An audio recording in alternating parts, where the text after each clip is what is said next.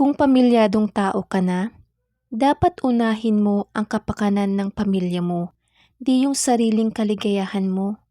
Lahat ng gagawin mo, desisyon at diskarte mo, dapat isaalang-alang mo muna ang pamilya mo, di yung sarili mo lang. I-priority mo muna sila. Pamilya mo dapat ang una sa listahan ng mga taong bibigyan mo ng oras, pagmamahal at atensyon. Maging responsable ka.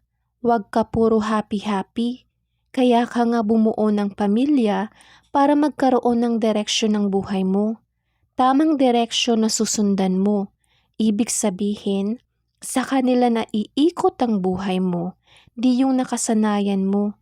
Bawas-bawasan ang pagbabarkada, itigil ang bisyo, maging masinop sa paggastos at higit sa lahat, maging responsable at mabuting ama, ina at asawa.